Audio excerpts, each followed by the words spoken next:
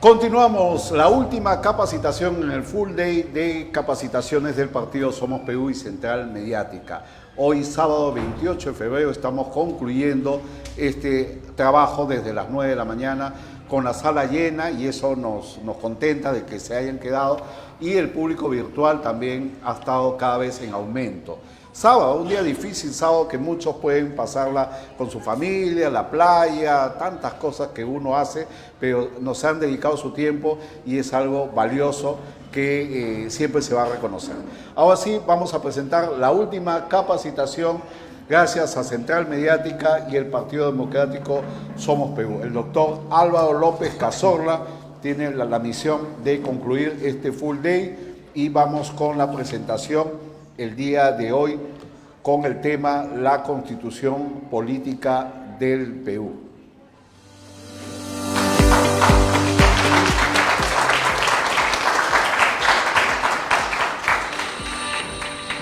Central Mediática, Capacitación y Comunicaciones presenta la última ponencia, sexta ponencia, el día de hoy, curso La Constitución Política del Perú, ponente el doctor Álvaro López Cazorla. En esta capacitación se va a analizar los principios fundamentales que estructuran el Estado y garantizan los derechos y deberes de los ciudadanos. Asimismo, vamos a estudiar la organización de los poderes públicos y el equilibrio institucional que sostiene el sistema democrático. Somos un país democrático. Aunque no parezca, pero somos un país democrático. Finalmente, vamos a fortalecer la comprensión del marco legal que orienta la gestión pública y la convivencia social en nuestro país. Como repito, la última ponencia a cargo del doctor Álvaro López Cazorla, la Constitución Política del Perú. Vamos a conocer, obviamente, los derechos fundamentales y establecer los límites al ejercicio del poder. Ese es el contexto de esta capacitación, el planteamiento del problema, la comprensión adecuada de los principios constitucionales. Como digo, se ha manoseado mucho nuestra Constitución y esto debilita la cultura jurídica. Los objetivos de esta capacitación: promover una cultura de respeto al orden constitucional y fortalecer el debate informado sobre eventuales reformas. Tenemos que fortalecer la institucionalidad en nuestro país. La pregunta de Central Mediática: ¿es posible promover cambios constitucionales responsables sin una ciudadanía que conozca profundamente el texto y espíritu de la Constitución? Es la pregunta que nos hace la IA, Inteligencia Artificial. Ahora sí, sin más palabras, doy la bienvenida, tercer aplauso el día de hoy, al doctor Álvaro López Cazorla.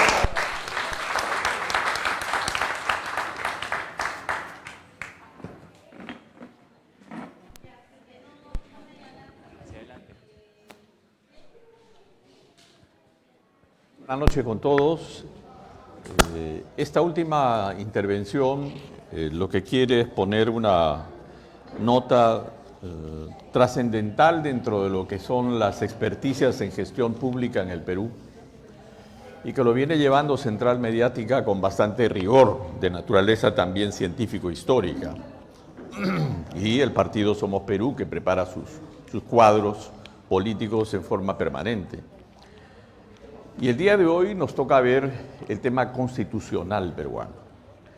Pero para entender la constitución política del año actual, que nos rige ya buena cantidad de años, nos rige desde el año de 1993 al 2000, ya pasamos aproximadamente 7 años, más 26 años, estamos hablando de 33 años de vigencia, que es una de las constituciones políticas de mayor duración en la gesta pública del Perú del siglo XX y del siglo XXI.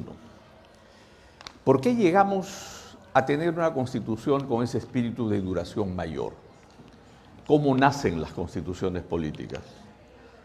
¿Qué es lo que aconteció con la Constitución de 1979, que entró en vigor del 80 al 85, del 85 al 90, y luego tuvimos el 5 de abril de 1992, que tuvimos la interrupción democrática?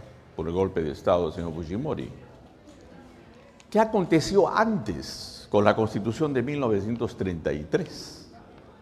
Que fue una constitución que también surgió de una suerte de acercamiento al poder a través de la irrupción, diríamos, al poder del señor Sánchez Cerro.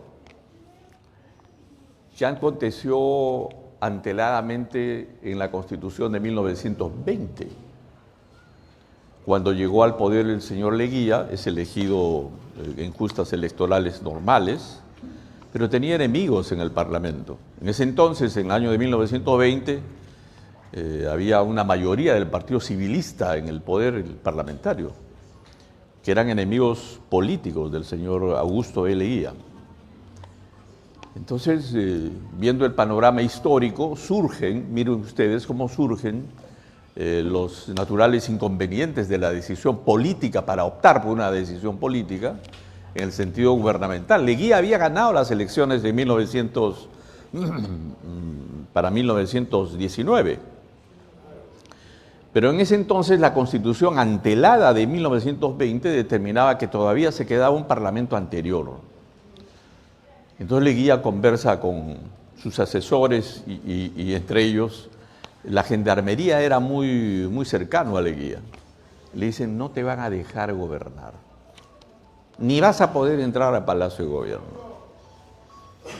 Tienes que hacer lo que conviene en estas circunstancias, te vamos a apoyar.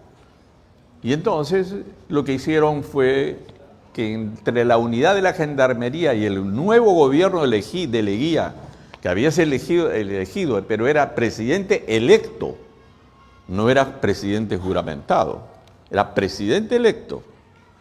Entonces,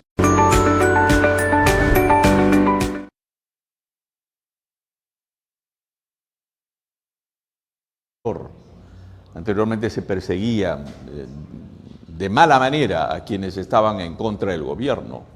Aquí ya se respetaba el tema de la libertad de prensa como una suerte ya de inclinación a lo que después se denominó el cuarto poder del Estado, la libertad de expresión, el saber comunicarse y expresarse sus ideas y no nos cercenen la posibilidad de expresarnos adecuadamente. Hay evidentemente también la separación de poderes públicos, el Parlamento, está el Poder Ejecutivo y está el Poder Judicial, ese trípode de poderes que coadyuvan independientemente con su nivel de autonomía para un nivel de cristalización óptimo del ejercicio del poder y que también el poder sea una materia de control adecuado. Usted no puede entregar el poder por el poder. El poder tiene que tener lo que se denomina un balance de poderes. Y para eso está la Constitución Política del Perú. Para eso sirve la Constitución Política. Para que la Constitución Política sea una suerte de un pacto de naturaleza social en la cual hay dos maneras de hacer un trabajo constitucional. Una, que es convocando un Congreso Constituyente, y el poder constituyente es la representación de todos nosotros reunidos en el Parlamento para trabajar un texto que trabaje sobre la organicidad del Estado. ¿Cómo voy a organizar el Estado? ¿Cómo va a ser el Poder Legislativo? ¿Cómo va a ser el Poder Ejecutivo? ¿Cómo va a ser la relación entre ambos poderes? ¿Quién controla a quién? No olvidemos que en la actualidad, por ejemplo, un ejemplo que siempre lo entrego a mis alumnos y les digo, ¿cuántos millones maneja hoy el Poder Ejecutivo? Una pregunta así, rápidamente. ¿Cuántos millones maneja el Poder Ejecutivo? En el presupuesto de hoy día, que fue aprobado en diciembre del año 2025. Una cifra. ¿Cuántos millones? 100. A ver. Entonces estamos hablando de una cifra cercana a los 300.000 millones, o sea, 284.000 millones de soles. Hoy maneja el Poder Ejecutivo. Entonces, ¿quién debe controlar esos 284.000 millones? Es ahí la gran pregunta. ¿Parlamento cuánto de ese presupuesto tiene? De ese presupuesto el Parlamento peruano tiene el 0.00.6. Entonces la representación parlamentaria está para controlar a los diversos sectores, llamar a los ministros, preguntarles qué acciones tienen, en qué están gastando el dinero de todos los peruanos. Entonces es una suerte de un control de naturaleza política para que exista una suerte de balance de poderes. En ese Parlamento hay una representación mayoritaria y también minoritaria, o fragmentada, como existe hoy día. Pero es la representación que nosotros tenemos. Entonces el Parlamento sirve para eso. Y la Constitución lo que crea también son otros instrumentos de control técnico, político, programático. Por ejemplo, le crea la Contraloría General de la República. La Contraloría es un órgano autónomo de naturaleza constitucional que revisa los pasos de naturaleza administrativa si se están dando de buena manera o no para que el ejercicio cívico del poder esté controladito. Que los ministros, los gobernantes regionales, los alcaldes, los que detentan el poder a través del ejercicio del voto y del sufragio, no se crean reyesuelos de la noche a la mañana, sino tengan que estar controlados por un ordenamiento de control que coadyuva con su autonomía la Contraloría General de la República.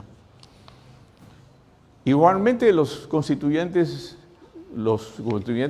sabios constituyentes de esas épocas del 20, del 33, del 79 y esta del 93, determinan que vamos a controlar el poder creando, por ejemplo, la Defensoría del Pueblo. Siempre escuchamos la Defensoría del Pueblo. Y la Defensoría del Pueblo es una entidad que nació al calor de la decisión política de los constituyentes del año 1979. Pero esa decisión política ayudó mucho para que el defensor del pueblo, sin tener la capacidad de coerción, ¿qué es la coerción? La sanción. Sin tener la capacidad sancionadora inmediatamente, pudiera preguntar a la administración pública cómo está yendo el tema de la salud pública en el Perú. Entonces los defensores públicos adjuntos van a los hospitales, van a las postas médicas, elevan sus informes públicos, publican sus informes directamente. Entonces al ministro que a veces le mienten de pe a pa, sabe perfectamente por esos informes de la Defensoría, que anualmente por mandato de la Constitución ese defensor del pueblo tiene que estar presente en el seno de la propia Asamblea Legislativa para informar cómo anda su sentido de supervisión de la administración pública. Entonces otra suerte de control directo que la Constitución ha encargado para que la Contraloría, la Defensoría, el Parlamento sean instrumentos de control político, administrativo, de esos 286.000 millones que se maneja a través del Ejecutivo. Entonces adviene lo que se denomina la Constitución política, que viene a ser jerárquicamente la ley de leyes, la ley madre de leyes, la ley magna del Estado, ¿no? Una supremacía de leyes dentro de lo que es la jerarquía normativa. Hay un señor muy amigo nuestro que se llama Immanuel Kant. Immanuel Kant, un sabio alemán, que determinó que la constitución política en el Perú tiene una jerarquía, en el Perú y en el mundo. Y dentro de esa jerarquía de normas mandan primero, en primer lugar, todo lo que son la suerte de convenios y contratos internacionales, y en segundo lugar, la constitución política. Y esa constitución política, debajo de ella, vienen las leyes, los decretos legislativos, los decretos supremos, las resoluciones ministeriales, los decretos de urgencia, previo a los decretos supremos, los decretos de urgencia, y finalmente hasta las ordenanzas públicas, las ordenanzas que dan los gobiernos regionales, las ordenanzas que dan los propios gobiernos regionales. Entonces, Hans Kelsen creó lo que se denominó, otro sabio alemán, la gran pirámide jurídica. ¿Se imaginan ustedes una pirámide? En la cúspide de la pirámide está la Constitución política del Perú. Y las demás normas tienen que seguir la corriente normativa y de respeto a la Constitución política del Perú. No puede haber una ordenanza que esté por encima de la Constitución. No puede haber un decreto supremo que esté por encima de la Constitución. No puede haber un decreto de urgencia que esté por encima del texto constitucional. Entonces, todos se regulan de acuerdo al mandato imperativo que le provoca la Constitución política, la ley de leyes. ¿Por qué es trascendental una Constitución política?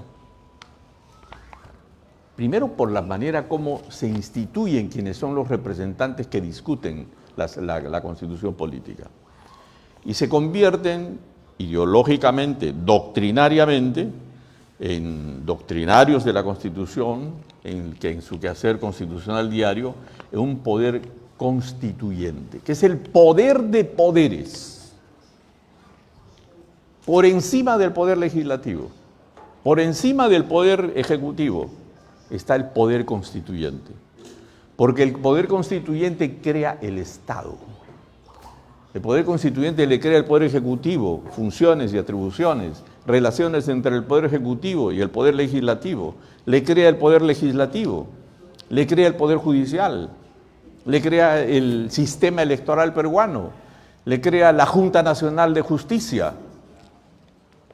De manera que toda la institucionalidad que nosotros tenemos en el Perú es creada a través de un debate público que dan la Asamblea Constituyente y el Poder Constituyente, que al reunirse es un poder constituido.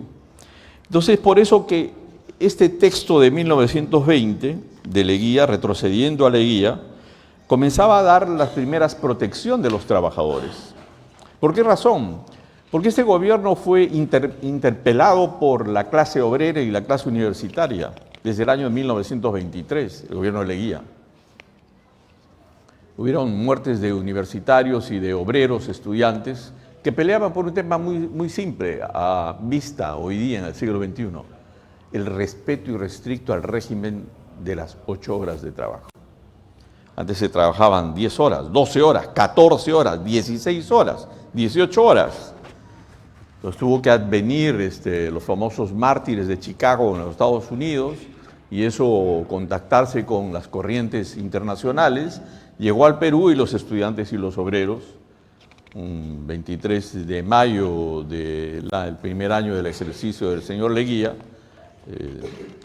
culminaron su estoica acción reivindicativa, haciendo respetar las 8 horas laborales en el Perú.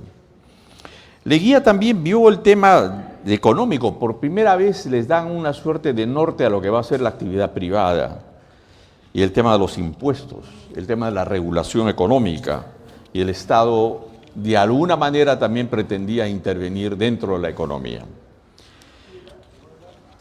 Ya para las finales del gobierno de Leguía, estamos hablando de 1929, muchos de ustedes recordarán lo que fue el año de la Gran Depresión económica.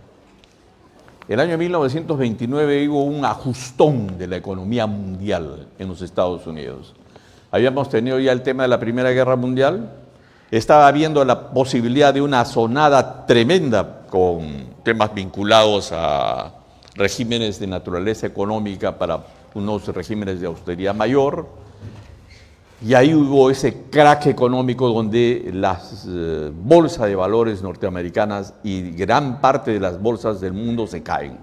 El Perú no es ajeno a eso, si ellos llegan a estornudar económicamente, a nosotros nos provoca una neumonía. Es lo que siempre nos acontece. Es como lo que acontecería hoy día con nosotros en nuestra relación de mercado intercambiario de minerales con los chinos. Si China le da, digamos, una congestión gripal terrible, a nosotros nos da una neumonía, porque dependemos gran parte de nuestros temas de naturaleza económico en minería, que tiene un solo nombre, la transferencia económica hacia China. Entonces, el nivel de tecnología que trabajan los chinos con los minerales peruanos, la gran variedad de los minerales peruanos, hace posible que este régimen económico también sea en materia de regulación. Entonces, ese crack del 1929 produjo una crisis económica gravísima en el Perú. Y entonces, en la preocupación de naturaleza política, no vieron mejor cosa que trabajar un golpe de Estado contra Leguía. Y quien trabaja el golpe de Estado contra Leguía es el comandante Sánchez Cerro. Sánchez Cerro llega directamente al poder, ¿no? Y posteriormente se convocan unas elecciones generales, unas elecciones generales donde gana el señor Sánchez Cerro, es recusado por la oposición que perdió, pero sin embargo Sánchez Cerro, luego de unos ajustes de cuentas entre el ejército y parte de la civilidad en el Perú, lamentablemente hace una suerte de declaratoria de emergencia luego de este golpe de Estado, cierra el Congreso, convoca nuevas elecciones, gana las elecciones, y al ganar las elecciones tenía el apoyo de gran parte, digamos, de la aristocracia peruana, que temerosa de los vínculos comunistas y apristas de ese entonces, hicieron posible de que, en primer lugar, fueran expulsados del seno de la Asamblea Constituyente o del Congreso Constituyente del señor Sánchez Cerro, cerca de 27 representantes. Entonces se empieza a discutir en el año 1931 esta Constitución del año de 1933. Pero en vez de estar los 100 representantes reunidos, a 27 los habían expulsado. Entonces era una suerte de, digamos, una suerte de asambleísmo cojo, un tercio fuera del Parlamento, por declararles el estado de emergencia y de persecución política al partido aprista, que era un tremendo opositor al régimen de Sánchez Cerro. Pero sin embargo, se llega a trabajar el texto de la Carta de 1933.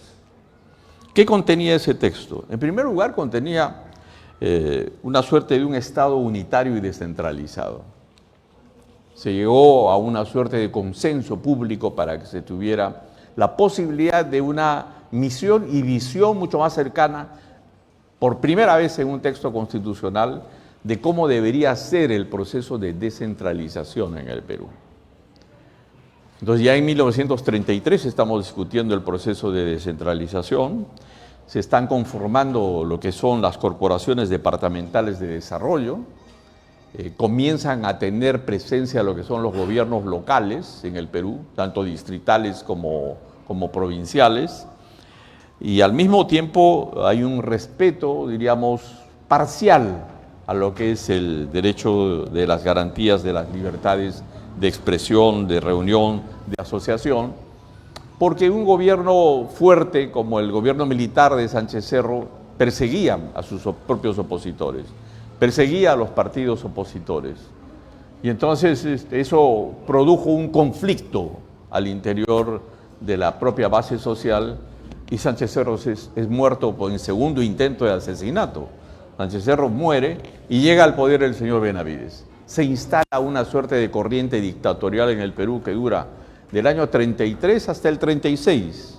Se van a un proceso electoral el año 36, continuamos con la misma carta de 1933, pero esa dictadura demora hasta el año de 1940 aproximadamente, que se convocan a las primeras elecciones, digamos, primaverales, óptimas, donde gana el señor Prado. Pero ¿qué es lo que se trata en la Carta del 33? Se trata de la economía mixta, la libertad de industria y comercio con intervención siempre del Estado. Se garantiza la propiedad privada, pero se permite una suerte de expropiación calculada de la propiedad privada por causas de necesidad pública y al mismo tiempo con una suerte de indemnización. Se instituye con fuerza el tema de la separación de poderes públicos y se va nuevamente a un proceso del sistema bicameral. El sistema bicameral que se trata del Senado como también de la propia Cámara de Diputados. El problema estaba y radicaba en que no se encontró una suerte de un consenso propio en esa Constitución, y lo vemos directamente el tiempo que dura esa carta, desde 1933 hasta el año de 1980. Rápidamente miren ustedes los gobiernos que han pasado con esa carta del 33. Para que usted pueda medir la estabilidad política de un país, para que usted pueda medir la estabilidad económica de un país, usted tiene que saber cuántos periodos gubernamentales lícitos han arribado en el transcurso de la vigencia de esa Carta Constitucional. Y pruebas al canto. Si aprobaron en el año 1933, seguíamos en dictadura con Benavides. La dictadura de Benavides, con la Constitución novísima, seguía el 34, seguía el 35, seguía el 36. No hubo procesos democráticos salvo la convocatoria a un proceso democrático donde aparentemente iba a ganar el señor Eguiguren. Pero como Eguiguren era cercano al APRA, que estaba perseguida por un artículo constitucional dado en el propio texto de la Carta de 1933, no hubo elecciones. Hubieron elecciones, pero después Benavides canceló las elecciones. Pasó el 37, el 38, el año 39, recién cuando ya el gobierno del señor Benavides decae, se convoca a elecciones recién en el año de 1940. Lo que siempre acontece, cuando está una dictadura por caer, se convocan elecciones, para un poco cambiar el rostro de la dictadura actual. Entonces, ¿qué tipo de vigencia tuvo esa carta? Tuvo una vigencia, digamos, solamente en periodos dictatoriales hasta el año 1940.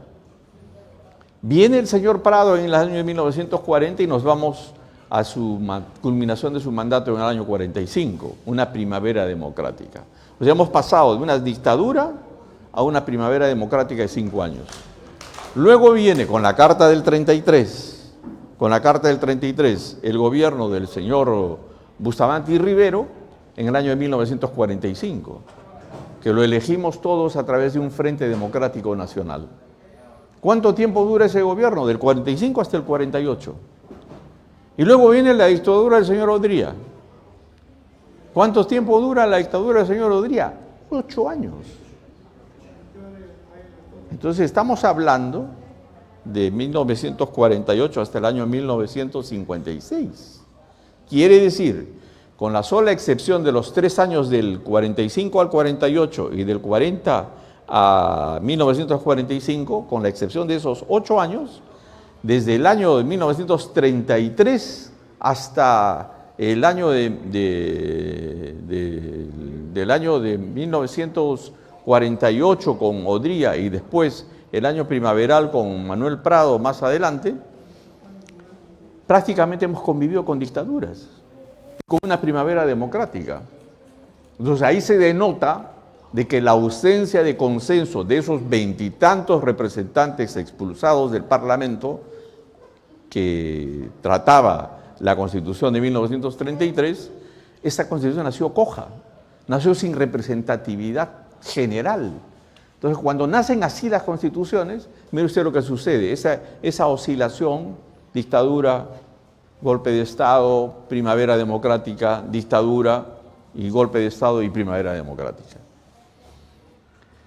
Y luego veremos después de que después del gobierno del señor Prado en el año 56 hasta el año 61 y del propio señor Belaúnde en su primer gobierno con esta carta de 1933, viene el golpe de Estado del señor Velasco Alvarado.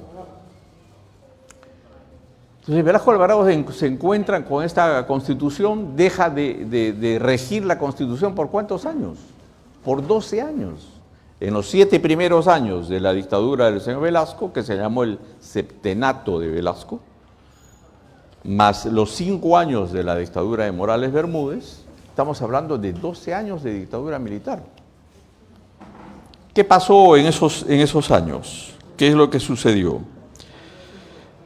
El gobierno de Velasco, que se creía que era un gobierno de derechas, dio un puntillazo a la oligarquía nacional y era un gobierno de izquierda. Y el general Velasco provocó cambios trascendentales como ese de la reforma agraria, por ejemplo. Una suerte de nacionalizaciones tremendas. Y entonces cuando sucede que hay una suerte de paralización generalizada en el país en el año 77, la dictadura del señor Morales Bermúdez convoca a los partidos políticos que habían sido perseguidos por ellos, por Velasco y por Morales Bermúdez, a Palacio de Gobierno. Habían criticado durante 12 años a todos los partidos políticos. Les habían dicho de todo. pero siempre ese corsi ricorsi de Vico, el retornar nuevamente a la primavera democrática, porque los militares estaban preocupados de cómo salir del gobierno. Y que se pusieron de acuerdo tanto militares como también civiles, representantes de los partidos políticos, para una salida democrática. ¿Cuál fue esa salida democrática? Trabajar un nuevo texto constitucional. Entonces se crea lo que se denomina en ese entonces el Plan Tupac Amaru. Y en ese Plan Tupac Amaru lo que se dispone es la convocatoria a una asamblea constituyente. Y esa asamblea constituyente se da en el Perú en el año de 1978. Habían dos exigencias de los militares. Una de ellas, que se plasmara en esa carta constitucional, según ellos, las grandes reformas iniciadas durante los 12 años de la dictadura militar. Y que esa asamblea constituyente debería de incorporarlos como una suerte de mandato imperativo dentro de la propia carta. Toda la serie de reformas que hicieron los militares. Ahí hubo una oposición tenaz de los partidos políticos, de la civilidad en general del Perú. Y asumieron un rol fundamental cuando fueron convocados y presidió esa asamblea Víctor Raúl Ayve de la Torre con más de 1.300.000 votos. Y lo que se señaló allí era de que no se iba a hacer caso al mandato imperativo de los militares y que ellos habían sido convocados a una suerte de asamblea constituyente, que la asamblea constituyente es una suerte de poder originario. Este era el debate. Vamos a verlo acá. Un poder constituyente originario que es una expresión paradigmática de la teoría del poder constituyente. ¿Qué quiere decir? ¿Qué le querían decir a los militares? Oiga, ustedes militares están equivocados. Aquí ya el pueblo peruano eligió a una asamblea constituyente que es el poder originario del pueblo.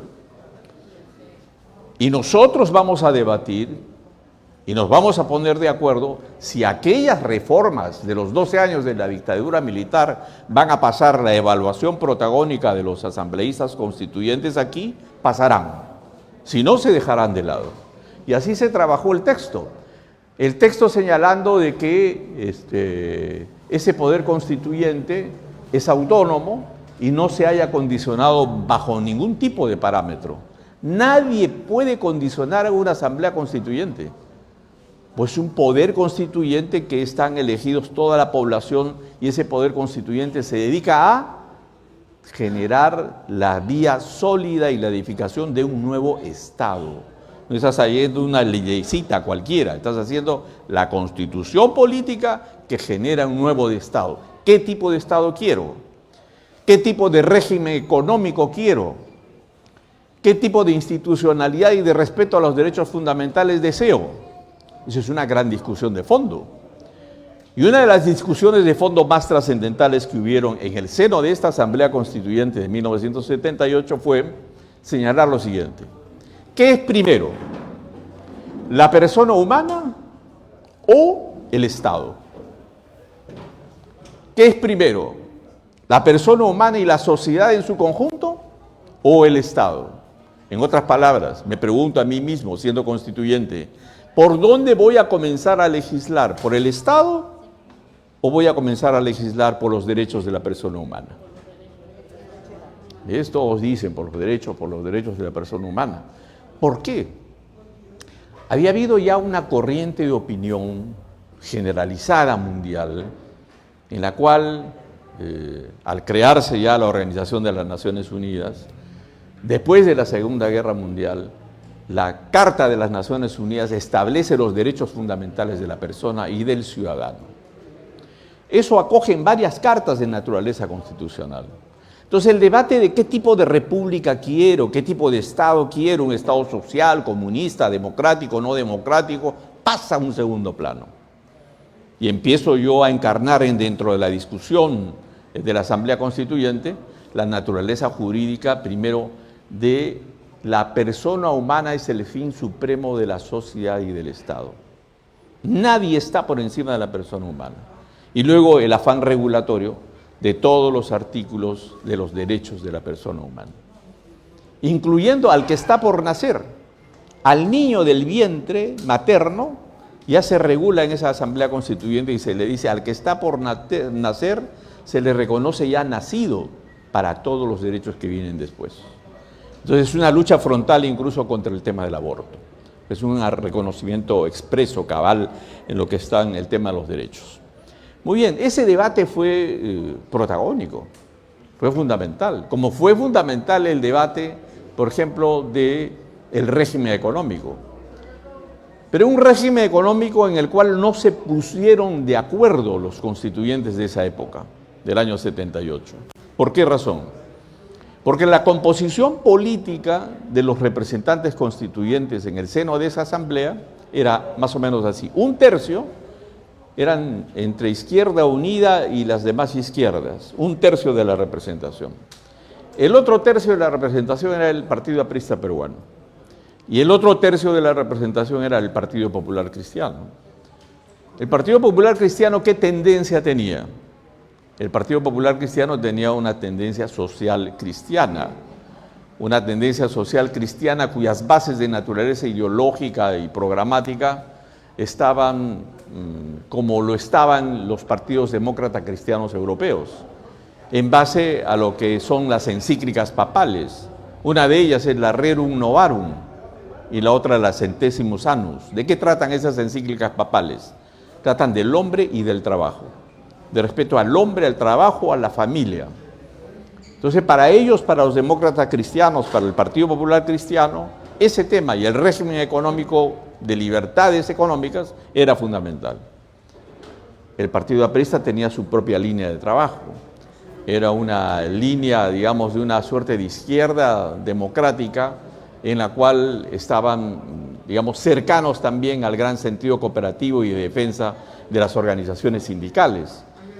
Es por eso que el presidente Ayala Torre, como dice acá el señor, llegan a delinear un trabajo de respeto irrestricto a los derechos laborales, constitucionalizan los derechos laborales en un capítulo único en esa Constitución de 1979 y que luego lamentablemente fueron cercenados con la Constitución política posterior. Pero también hubieron otros aspectos como es fundamentales en el tema de la Carta de 1979. También se insiste en la separación de poderes, se insiste en lo que es el sistema bicameral, se recogió lo que recogían las constituciones anteriores mayoritariamente, que teníamos que tener un Senado funcional y un Senado, una Cámara de Diputados, pero un Senado que tuviera la capacidad legislativa que tiene la Cámara de Diputados, lo que no tiene hoy día, por ejemplo. Con la creación de la Constitución de 1979, entrada en vigencia en 1980, el Senado de la República sí tenía iniciativa legislativa, podían trabajar leyes. Hoy día el Senado no la tiene. No es una Cámara que colegisle con Cámara de Diputados. Lo que el Senado tiene es un ente de control mayor que revisa lo que trabaja las leyes de la Cámara de Diputados. Eso es su trabajo y su misión actual fundamental en el Senado. Y a diferencia de ese entonces que sí tenía capacidad legislativa. Ahora bien, fuera de eso también se va a una suerte de promoción del proceso de descentralización. La pregunta es, ¿qué sucedió durante los años 80, la década del 80, con la Constitución de 1978? ¿Y qué sucedió, por qué sucedió el golpe de Estado del 5 de abril de 1992? ¿Por qué duró tan poco esta Constitución política de 1980, entrado en vigencia en 1980? Primero porque la representación congresal estaba dividida en tres sectores que no se podían poner de acuerdo. Por ejemplo, no se pusieron a poner de acuerdo en el tema del régimen económico. Entonces, al introducir 2/3 de la Asamblea su votación a favor de que el Estado monitoree el régimen de la economía en el país, tuviéramos los fracasos inflacionarios que comenzaron en el gobierno de Launde, terminó catastróficamente en el gobierno de García, ¿no? pese a que sobrevivieron porque tenían mayorías parlamentarias. Belaúnde tenía mayoría parlamentaria, en el Senado como también en diputados. En el primer gobierno, el APRA y García tenían mayoría parlamentaria, por eso fueron gobiernos que sobrevivieron. Pero cuando llega Fujimori el 5 de abril de 1992, ya no tiene mayoría. Y al no tener mayoría estaba obligado a hacer una suerte de alianzas de naturaleza estratégica. Entonces le vendieron la idea, le dijeron, señor Fujimori, usted no va a poder gobernar. Como usted no va a poder gobernar, cierre usted este Congreso. Y cerrando este Congreso convoca a otro, puede haber una suerte de, indudablemente, reclamo no solamente popular nacional, sino probablemente internacional. Pero lo que tiene que hacer es convocar a una suerte de un Congreso Constituyente. Así vino la idea del Congreso Constituyente. Tipo Leguía, como una suerte de un mandato imperativo de los organismos internacionales, la Organización de Estados Americanos entre ellos, que obligaban, mandataban y exigían al señor Fujimori convoque a elecciones a un Congreso Constituyente. Y fuimos todos convocados a un proceso constituyente. Algunas organizaciones políticas no quisieron ingresar a ser parte de esa convocatoria, entre ellos el APRA y Acción Popular se quedaron fuera de esos procesos electorales, porque decía que esto había nacido al calor de una dictadura militar del 5 de abril de 1990. Pero se produjo la convocatoria y se produjo el texto constitucional de 1993, un texto que dura hasta nuestros días y que ha tenido una vigencia, como hemos dicho, ya prácticamente de 36 años. ¿Por qué razón se mantiene la Carta de 1993 hasta nuestros días con una suerte de reformas constitucionales importantes que rápidamente las vamos a ver? Primero porque es una carta constitucional que recoge en parte los derechos, la parte de derechos fundamentales que tenía la Carta de 1979. Todo lo que es, usted revisa el artículo primero y el artículo segundo, es copia fiel de la Carta de 1979. Todo lo que son derechos fundamentales está total y absolutamente incorporado. Segundo lugar,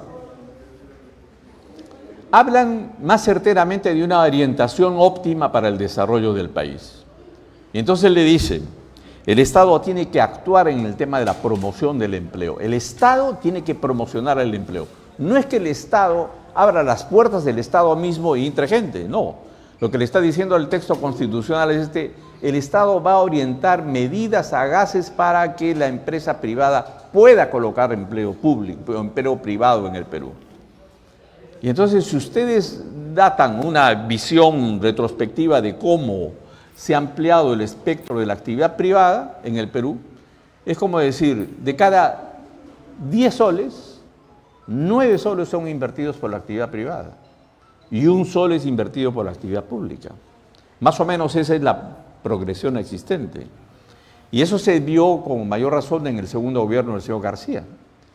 El segundo gobierno del señor García, que aplicó estrictamente el norte de esta Carta Constitucional, provocó lo que dice la Carta, promoción del empleo, y llamaba a la empresa privada a niveles de incentivo para que pudieran invertir de mejor manera en el país. Entonces, si ustedes hacen una línea de visión también de cómo crecimos económicamente, hoy día ¿en cuánto estamos en crecimiento? Alguien me dice 3.5, ¿no es cierto?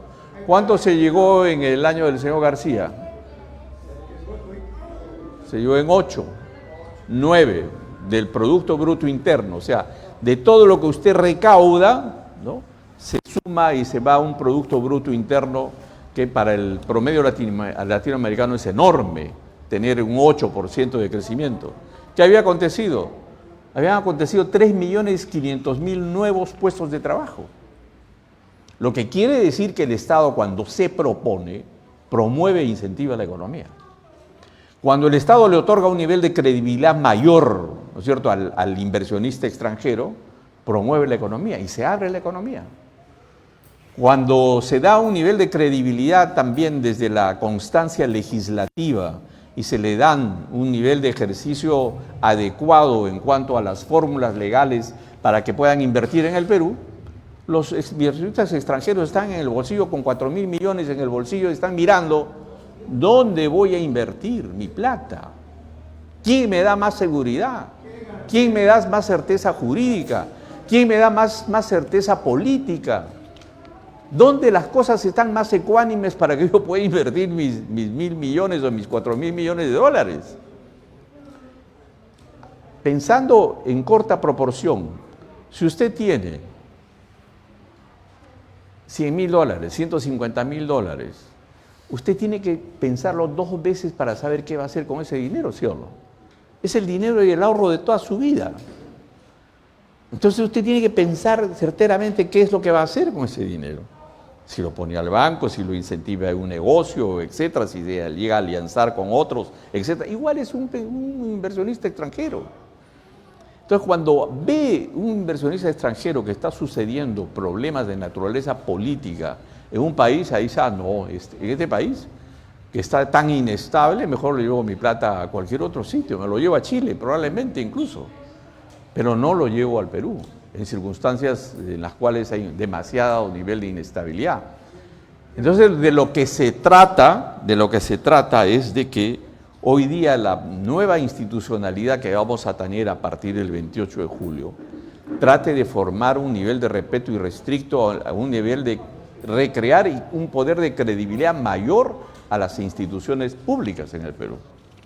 Entonces, cuando se da ese poder de credibilidad con niveles de constancia y de disciplina en el manejo fiscal, cuando evidentemente puede haber oposición a todo régimen, pero se respetan irrestrictamente las garantías de prensa y de reunión, etcétera, y hay un buen manejo óptimo de la recreación democrática, entonces las cosas funcionan. Pero ¿qué nos ha sucedido con esta misma carta desde el año 2016? Miren ustedes. En el año 2016 llega el señor Pedro Pablo Kuczynski con esta carta de 1993. ¿Cuántos parlamentarios había en el seno del Congreso? Bueno, eran los 130, pero ¿cuántos parlamentarios tenía la mayoría parlamentaria? Tenía 73 parlamentarios. 73. ¿Cuántos parlamentarios tenía el señor Kuczynski? Tenía 17. Entonces esos 73 iban a controlar al gobierno de Kuczynski, como efectivamente lo hicieron. Iban a fiscalizar de mejor manera, como dice el señor. Iban a sacar ministros, como que sacaron ministros. Iban a descabezar gabinetes, como había esa intencionalidad. Y lo obligaron al señor Kuczynski a la renuncia al gobierno en el año 2017, en el segundo año, no había terminado ni su segundo periodo. Entonces, la correlación de fuerzas dentro del Poder Ejecutivo y el Legislativo, cuando el Poder Ejecutivo no tiene mayoría en el Parlamento, ese es un gran problema para el Perú. Si no revisemos históricamente cómo fue la correlación parlamentaria en el primer gobierno del señor Belaúnde. El primer gobierno del señor Belaúnde llega al poder, no tiene mayoría parlamentaria, la mayoría parlamentaria era una coalición parlamentaria APRA 1, le hacen la vida imposible a Belaúnde, ¿no? Y cae gabinete tras gabinete y el gobierno se pone debilucho, indudablemente. Y ese gobierno cae, viene un golpe de Estado y lo sacan del poder a Belaúnde. ¿Correcto? Ya. ¿Qué sucedió con el señor antes de Belaúnde? Con el señor Bustamante y Rivero. El señor Bustamante y Rivero miraba bajo el hombro al Congreso. Decía, no, yo soy acá el más del Poder Ejecutivo. Pero cuando no tenía mayoría parlamentaria, miraba bajo el hombro al Congreso, le hacen el golpe de Estado. ¿Y quién le hace el golpe de Estado? Su propio ministro, el señor Rodríguez. Entonces, lo que tenemos que tratar de revisar nosotros es la relación también, hoy en día, entre el Poder Ejecutivo y el Parlamento. Porque hoy día estamos encontrando, y nos vamos a encontrar con una célula electoral más o menos de este porte, si no es un poco más, el doble de esto, donde vamos a tener que elegir entre 36 niveles de agrupaciones políticas. Y vamos a escoger también entre parlamentarios al Senado, parlamentarios a diputados, parlamentarios al Parlamento Latinoamericano y vamos a escoger también al propio Poder Ejecutivo. Entonces tenemos que estudiar y analizar por quién vamos a votar y a quién vamos a entregar un mandato imperativo de mayoría parlamentaria en el Congreso. Porque con la forma como está fragmentada la determinación de los 36 agrupaciones políticas, puede suceder algo terrible, que alguien que no tenga mayoría parlamentaria, uno con 11% puede ser presidente de la República. Si tú pasas con 11 o 12%, como más o menos fue la tendencia con el señor Castillo, cuando llegó con 11% a competir la segunda vuelta, ese señor llegó a competir la segunda vuelta con 11%. Entonces, es de una persona de 10, cada una persona de 10 votó por el señor Castillo. Pero con ese voto mínimo llegó a ser presidente de la República. Eso no puede ser, entonces tiene que haber una suerte de revisión electoral, de reforma electoral más adelante, para que modifiquemos por reforma constitucional estos temas tan ampulosos que hoy en día destruyen la democracia y nos quitan un poder de credibilidad mucho mayor. Conforme está pasando ahorita con ese porcentaje que tienen los candidatos a la presidencia. Exactamente, porque miren ustedes las encuestas, ¿no? Aunque las encuestas hay que creer a veces muy poco o promedio, ¿no? Pero de alguna manera los porcentajes van a ser mínimos, porque la torta se divide entre 36, pues antes se dividía entre 8, entre 10, máximo. En la elección pasada llegaron a 21, hoy día han saltado de 21 a 36. Y entonces hay que ver cómo otorgamos un nivel de continuidad jurídica al texto constitucional. Entonces, cuando ustedes revisan el texto constitucional, sus funciones y atribuciones, con esta visión histórica, señalando cómo fue la Constitución de 1920, cómo fue la Constitución de 1933, cómo nació la Constitución de 1979 y cómo nació la Constitución de 1993, y qué reformas electorales han habido en los pasos de los 36 años de la Constitución de 1993, que prácticamente son dos. Uno de ellos, reformas electorales, pero que dejaron de tener un nivel de acercamiento a una reforma integral porque sigue el consabido voto preferencial. Ese voto preferencial hay que quitarlo, porque es un voto pernicioso el voto preferencial, porque invita a una lucha cainita terrible entre los miembros de las propias agrupaciones políticas, y no se llega a respetar el nivel del ejercicio de las decisiones del partido político para colocar en orden a los propios parlamentarios, candidatos al Parlamento. Entonces, la billetera mata al quien es líder político, lamentablemente, cuando lo que debería de hacerse es de que un nivel de composición en la cual por porcentajes de tercios puedan llegar y por porcentajes de la cifra repartidora puedan repartirse los curules parlamentarios. De manera de que ese es un primer tema, y el otro por siguiente, rescatar un nivel de credibilidad mayor de todas nuestras instituciones, que deben de hacerse una suerte de un consenso mucho mayor cuando efectivamente tengamos el resultado de las próximas elecciones. Finalmente, dos entidades que fueron, digamos, logros importantes en la Carta de 1993, la creación del Tribunal Constitucional. El Tribunal Constitucional, que lo elige, si bien es cierto, el Parlamento, a través de una junta de parlamentarios notables en la cual trabajan una suerte de un concurso público natural para que los tribunos sean elegidos y ellos sean los que garanticen el normal desenvolvimiento de la carta política. Es probable de que indudablemente podamos nosotros tener en el próximo Parlamento una visión mucho más elevada del pronunciamiento del Parlamento a través del Senado. Los senadores de la República son los van a ver y velar por un normal desempeño del concurso de los tribunos, miembros del Tribunal Constitucional. Otro tema importante es la creación de lo que fue el Consejo Nacional de la Magistratura. Cuando llegó al poder el señor Vizcarra y no le gustaba la representación parlamentaria, se trajo abajo a toda esa representación parlamentaria y en el ínterin consultó qué se debía hacer con el Consejo Nacional de la Magistratura, que designaba a los miembros del Poder Judicial. ¿Se acuerdan de los señores de los cuellos blancos? Ya. Entonces, por eso se cambió el Consejo Nacional de la Magistratura y ahora hay lo que es la Junta Nacional de la Magistratura. Esa Junta Nacional de Justicia lo que hace es garantizarnos que los jueces, los fiscales, los vocales superiores y los miembros de la Corte Suprema de la República puedan ser evaluados permanentemente por esta Junta Nacional de Justicia.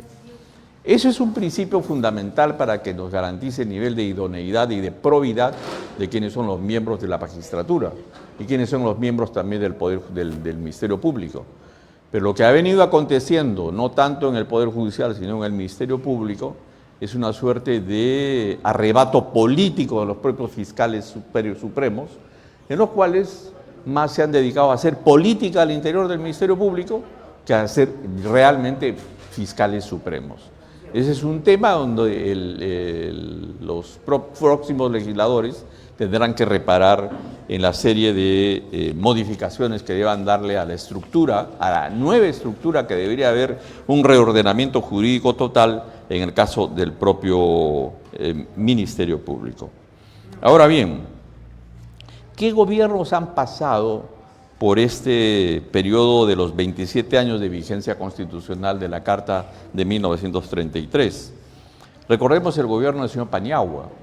El gobierno del señor Paniagua nació al calor de la decisión de un parlamento que vio cómo Fujimori había fugado del país y entonces ante el abandono de la primera magistratura cayó toda la junta directiva del Congreso y eligieron al señor Paniagua, un representante cusqueño que tenía cerca de más de 6.000 votos nada más en ese entonces, pero no lo hizo mal.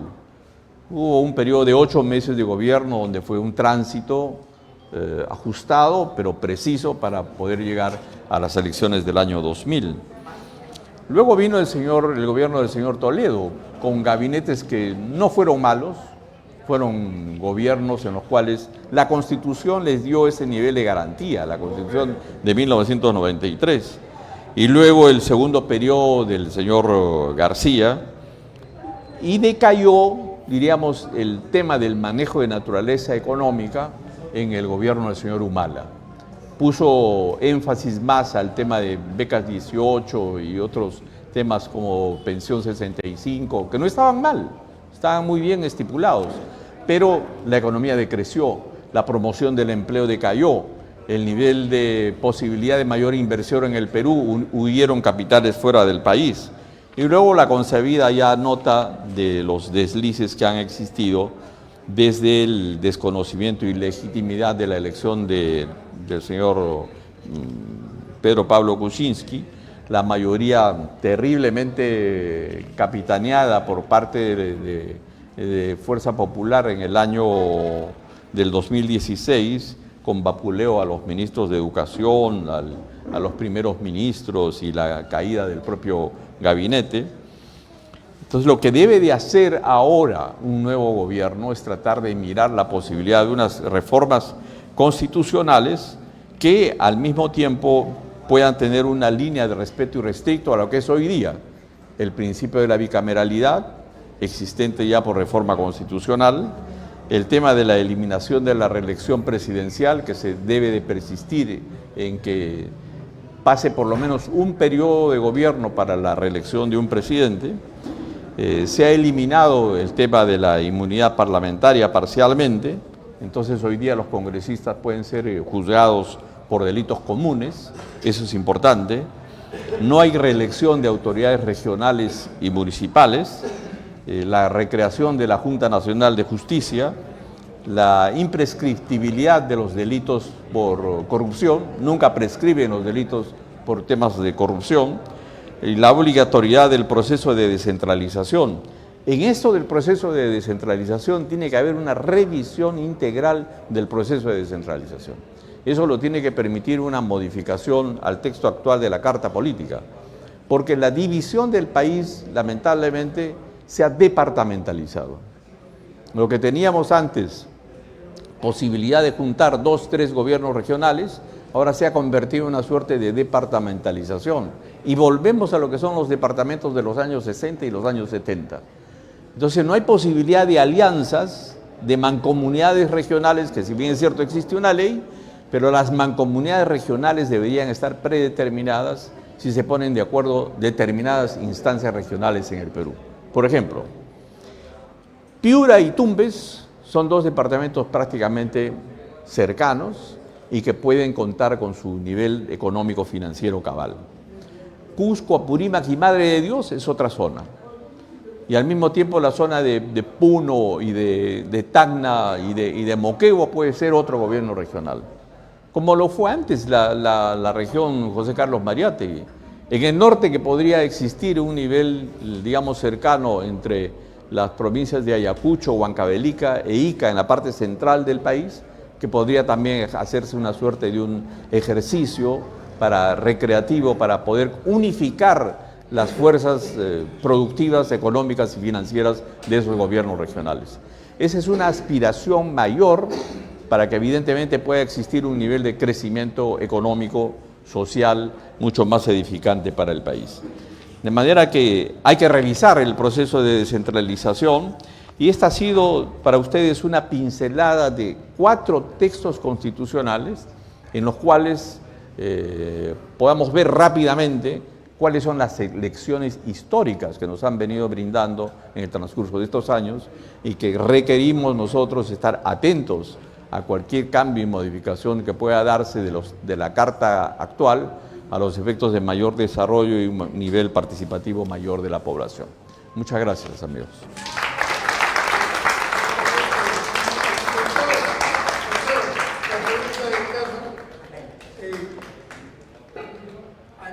Ante todo, muchas gracias por su didáctica muy intelectual exposición, ¿no? Lo felicito a usted y me felicito a mí por ser capacitado por usted. Bueno. Entonces,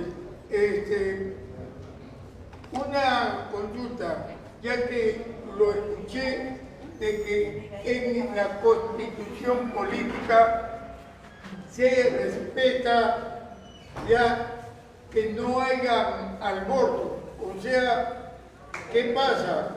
Pasa lo siguiente, de que entonces Fujimori hizo la Constitución, porque en su gobierno hubo aborto, ¿no?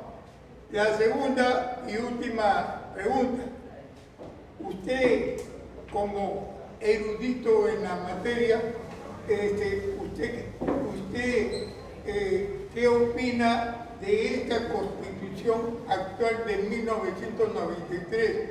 ¿Se debería de cambiar o se debería de reformar? Ya que ahorita, conforme está el sistema, y disculpen la palabra, corrupto que hay en todas partes del gobierno, poder judicial y X entidades, ¿usted cree que no nos conviene esta Constitución de 1993, ya que hay un dicho muy antiguo, hecha la ley, hecha la trampa? Muchas gracias. Muy bien.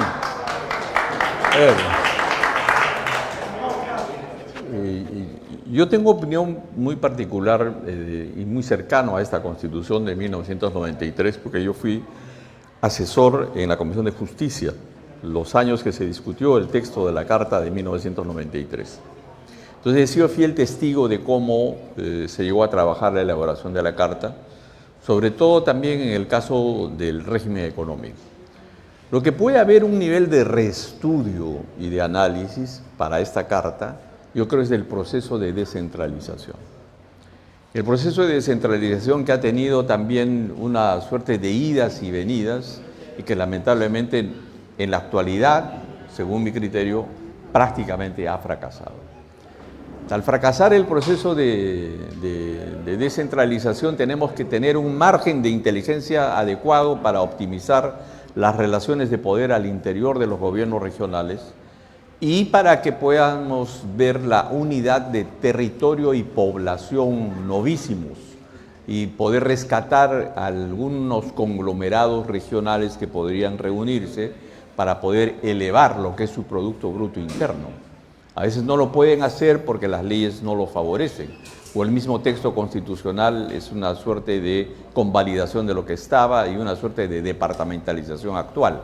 Entonces, lo que queremos ver es que la Constitución dé facilidades para que la población, a través de una suerte de referéndums, podría determinar los nuevos núcleos corporativos de los gobiernos regionales, uniéndose 1, 2 o 3 regiones por temas vinculados a su nivel de producción y de productividad en cuanto a lo que realmente demandan y producen dentro de estas fuerzas territoriales. Ese es un primer punto. En segundo lugar, toda constitución es factible de reforma constitucional. El artículo 206 del texto constitucional lo dice: para usted reformar el texto de la Constitución es una suerte de reforma indirecta, donde le dicen, usted tiene 2 opciones. Usted puede modificar el texto en 2 legislaturas ordinarias. Una legislatura ordinaria que va a reiniciarse ahora de marzo a abril, a mayo, a junio, a julio. Terminamos en julio y la siguiente legislatura ordinaria comenzaría inmediatamente el 28 de julio, 29 de julio próximo.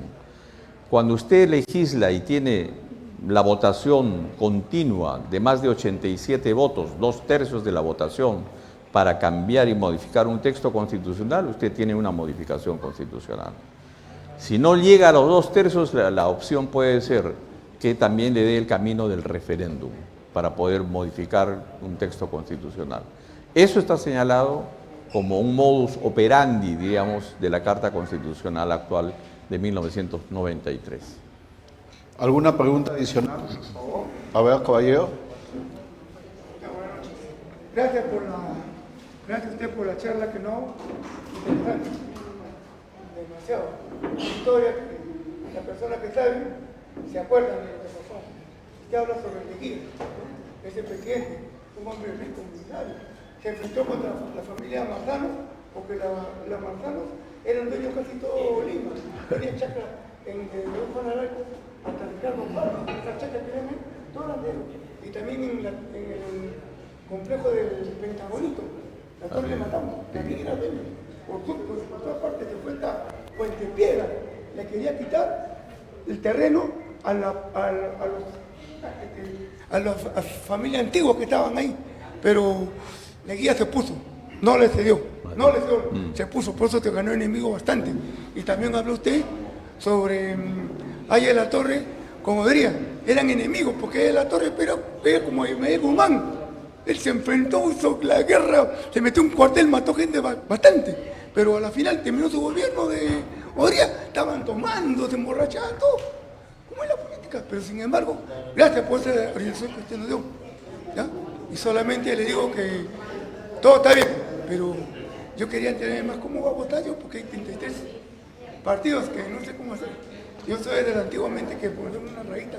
Más ahora, fácil. confunde eso, quizás que explique un poquito más. Bueno, ya hemos tocado ese tema electoral, hemos tenido ese tema electoral y es entrar un poquito en política. Vamos a continuar con este tema. Al caballero. Buenas noches con todos los presentes.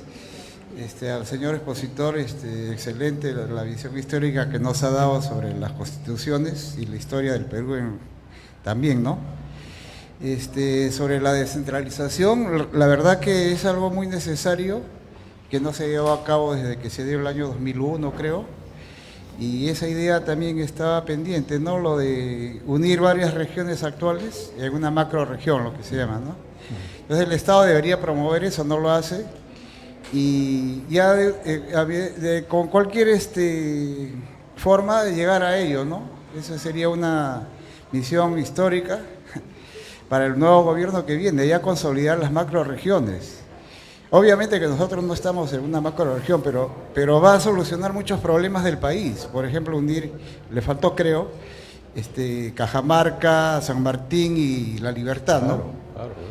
Y así muchas regiones, como lo dijo Pulgar Vidal hace muchos años, transversalmente, horizontalmente, de oeste a este, a las regiones del Perú, ¿no? Eso sería muy beneficioso.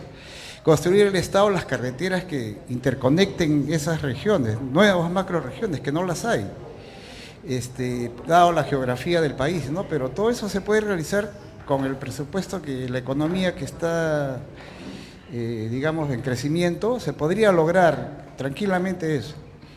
Otro punto, se me ocurre ya se me estaba, sobre la noción de Leguía, ¿no? Usted dijo de que el Perú estaba muy bien económicamente, pero lo que yo tengo datos históricos, por ejemplo, Ribagüero y Víctor Andrés Belaúnde, en esa época, que se llamaba la generación del 900, ¿no? Fueron pensadores, la nueva centuria, ya venía la independencia de los 100 años del Perú, después de la guerra con Chile, surge ese movimiento, ¿no? De la generación del 900 y plantean justamente el problema fundamental de la patria que era del Perú, ¿no? La discriminación de los pueblos alejados, ¿no? Del indio, así lo plantea antes de Mariátegui, que él plantea eso también, y Aya, ¿no? Y todos, lo plantea allá arriba Agüero. Entonces, en el onceño de Leguía se ve la aristocracia en su máximo nivel, ¿no? O sea, despilfarraron todo el dinero que tenía el Perú, con mucha bonanza, y cae una crisis económica, también la del 29, ¿no? O sea, fue ambas.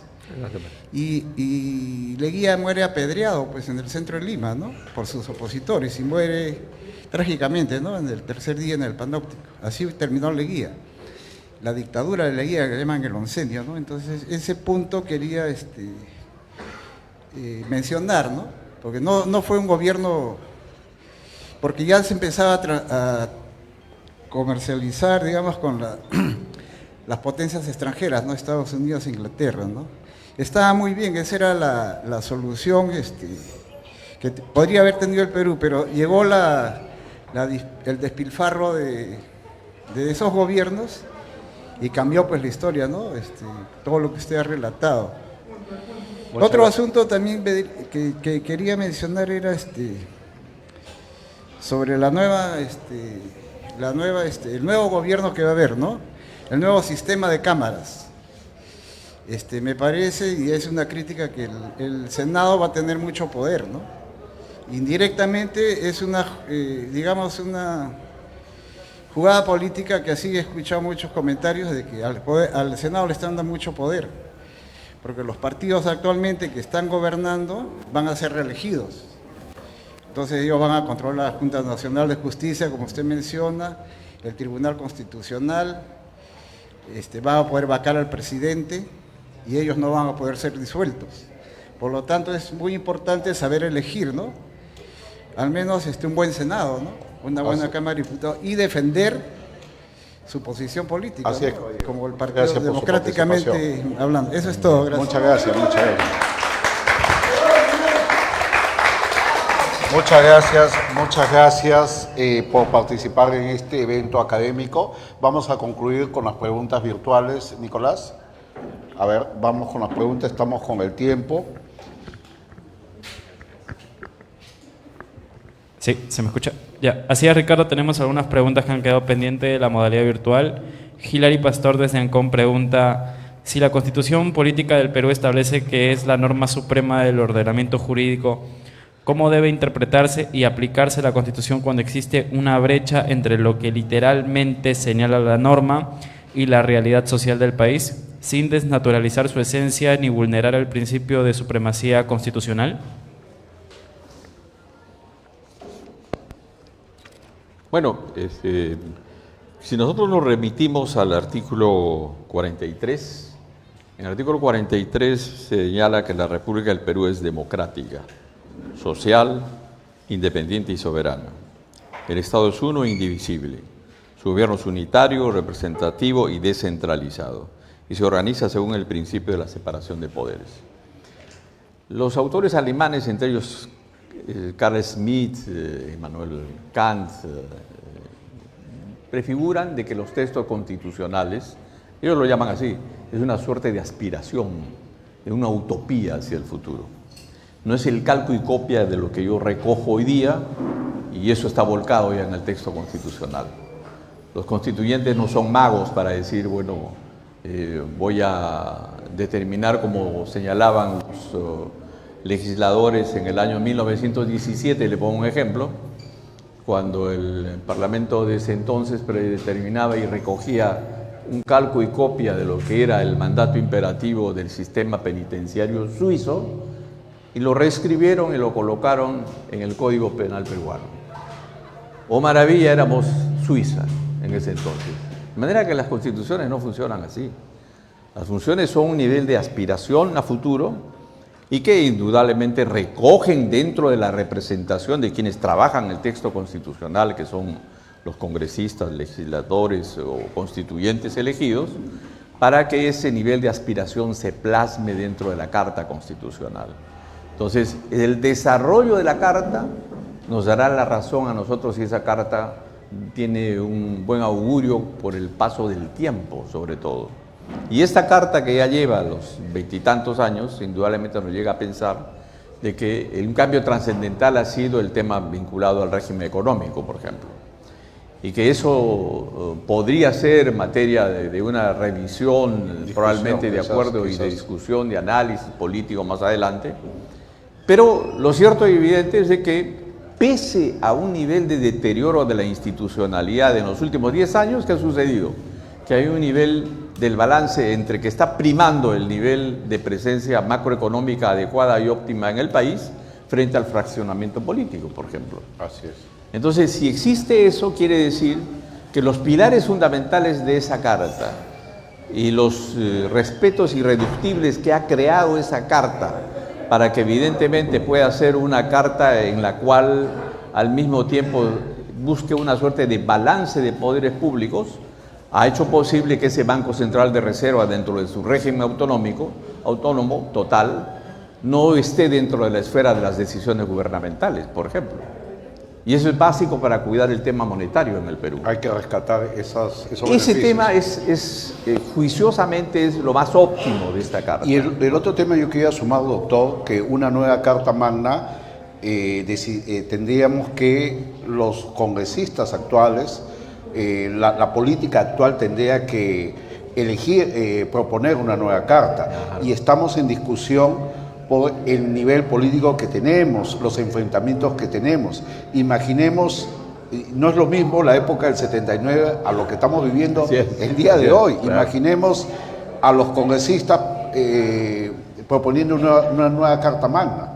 O sea, lo aplicable sería estas reformas que se dan por lo que usted ha sustentado, ¿sí? Bueno, pero hay opinión para todos, es un tema discutible, pero es lo que hemos querido plantear el día de hoy. Exactamente. Doctor, una última pregunta, ¿Cómo no? algo concreto para concluir con el full day. Tenemos una pregunta de Ronald Luna desde Surquillo. Él pregunta, a opinión personal, doctor, ¿usted cuál de las dos constituciones considera es la mejor respecto a la del 79 o del 93, porque dadas las circunstancias actuales de crisis total que vive nuestro país? Mire, gran parte del texto de los derechos fundamentales del primer capítulo de la Carta de 1979 la recoge la Carta de 1993.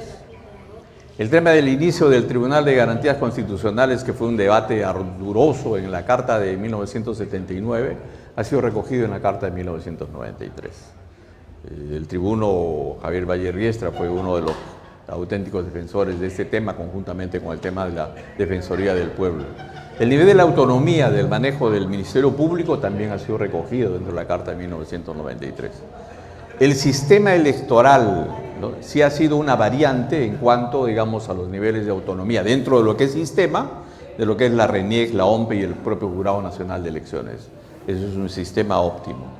Y la otra variante es indudablemente el nivel de autonomía de los organismos constitucionales, Banco Central de Reserva, Superintendencia de Banca y Seguros, Contraloría General de la República, que como al principio de la exposición les decía, está brindando un nivel de garantía mayor para que exista ese balance de autenticidad entre quienes controlan el poder absoluto que pueden tener el Poder Ejecutivo frente a los otros controles que ha determinado la Carta. De manera que ha sido una simbiosis de la continuidad de lo que se discutió el 79 y el 93. Ahora, cronológicamente en el tiempo y de acuerdo a los niveles de desajuste o ajuste de naturaleza política, esta carta le está dando un nivel de garantía mucho mayor que la propia carta de 1979. Yo diría por el marco comparativo del régimen económico, porque la carta del 79 lo que produjo fue un conato dentro de la Asamblea Constituyente y dentro de la Comisión de Constitución, donde no se ponían de acuerdo si era una economía mixta o una economía de mercado o si era un sistema cooperativo. Y le dieron una salida protagónica a la posibilidad de la subsidiariedad del Estado en ese entonces, lo cual lamentablemente no resultó. Y pruebas al canto las crisis económicas que tuvimos el 80 en todo ese decenio, y luego de la cristalización del régimen económico en la Carta de 1993 tenemos un régimen económico en azul, una macroeconomía, digamos, que es puesta en evidencia como una de las macroeconomías más fuertes a nivel latinoamericano.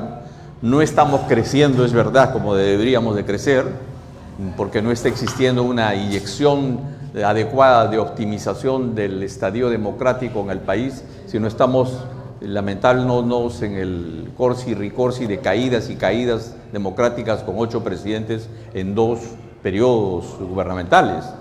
¿Qué hubiera pasado si tendríamos solamente 2 gobernantes en estos últimos 10 años? Hubiéramos crecido económicamente, hubieran creído más los inversores extranjeros en nosotros, hubiera habido más posibilidad de inversión dentro del Perú y un nivel de crecimiento mayoritario e impulso también protagónico por parte del Estado a los efectos de dar un nivel de credibilidad en cuanto a la lectoría legislativa que da el Estado para promocionar la actividad privada. Cuando eso exista, la verdad, que es el tratamiento más óptimo que debe tener el próximo gobierno, creceremos más óptimamente de acuerdo a los resultados de un nivel de búsqueda de consenso político y económico potencial que merece el Perú. Muchas gracias. Un fuerte aplauso para nuestro ponente. Le entrego este certificado de participación por su brillante ponencia, doctor. Muchas gracias. Constancia de participación por su charla de formación pública realizada el día de hoy. La Constitución Política del Perú, hoy sábado 28 de febrero, el último día del mes de febrero. A ver, la foto, doctor. A ver, Fernando, la foto final de este full day. Lo estamos clausurando con el doctor Álvaro López Cazorla. Y quisiera invitar a ver, la señora, por favor, de suerte así, yo no la conozco, la señora en representación de ella, vamos a clausurar acá los 3 este full day. Muchas gracias, usted ha estado de temprano, o sea, no me equivoco. En el medio de esa señora, usted, como por aquí, acá, como ciudadana, como vecina de Ventanilla, queremos clausurar este full day. Han sido muchas horas, desde las 9 de la mañana, agradecerle a todos ustedes. De verdad, nos hemos sentido muy contentos de tenerlos, de la participación. Creo que esto va a quedar en el recuerdo de todos nosotros. Pero no solo que quede en recuerdo, como les dije, que esto continúe, compartan el conocimiento, ya conocen a los ponentes, y yo pienso que ha valido la pena sudar de repente el tiempo que hemos estado acá, pero ha sido valioso. Yo quiero agradecerles a nombre del Partido Democrático Somos Perú, a nombre de su presidenta Patricia Lee Sotelo, a nombre de Central Mediática y de todo el equipo, ya que yo soy el que doy la cara, pero hay muchos chicos que no solo están acá, están en otros sitios monitoreando. Es un trabajo en equipo y yo quiero agradecerles a todos ustedes, especialmente a Lucho Landagro también, que ya viene para estar con nosotros. Vamos a clausurar este full day, vamos internamente a entregar la foto, certificados, a un coffee y todo, pero las redes sociales me dicen chao, chao. Hasta el próximo mes, siempre con el full day de capacitaciones de Somos Perú. Nos despedimos. Muchas gracias. Buenas noches. Buenas noches, señora. Muchas gracias.